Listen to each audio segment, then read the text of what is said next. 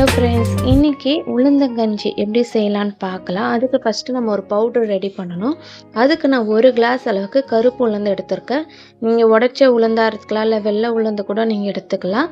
உங்கள்கிட்ட எந்த உளுந்து இருக்கோ அதில் 1 கிளாஸ் எடுத்துட்டு இதை மீடியம் ஃப்ளேமில் வச்சுட்டு நல்லா வறுத்துக்கோங்க. கொஞ்சம் லைட்டாக கலர் சேஞ்ச் ஆகி வரணும். இதை நீங்கள் மென்று சாப்பிடும் போது நல்லா கொஞ்சம் கருக்கு முறுக்குன்னு கிறிஸ்பியாக இருக்கும். அந்த அளவுக்கு வறுத்து எடுத்துட்டு இது ஒரு பிளேட்டில் வச்சிடலாம்.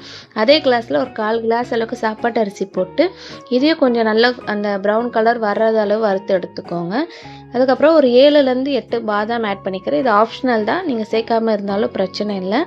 இதுவும் என்கிட்ட இருந்ததுனால நான் ஆட் பண்ணிக்கிறேன். இதையும் நல்லா வறுத்துட்டு அதையும் ஒரு பிளேட்டில் போட்டு எல்லாமே நமக்கு நல்லா ஆறி வரட்டும். ஆறினதுக்கப்புறமா இதை ஒரு மிக்ஸி ஜாரில் போட்டு நம்ம அரைக்கணும்.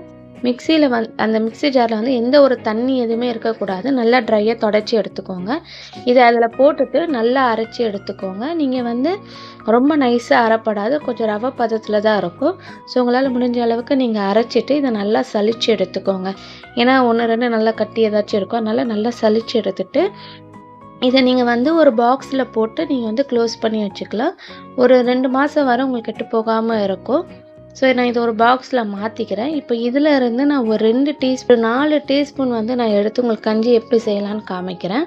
ஸோ ஒரு பாத்திரத்தில் ஒரு 4 டீஸ்பூன் அளவுக்கு நான் இந்த உளுந்தங்கஞ்சி பவுடரை ஆட் பண்ணிவிட்டு இதில் ஒரு 1.5 கிளாஸ் அளவுக்கு தண்ணி ஊற்றிக்கோங்க.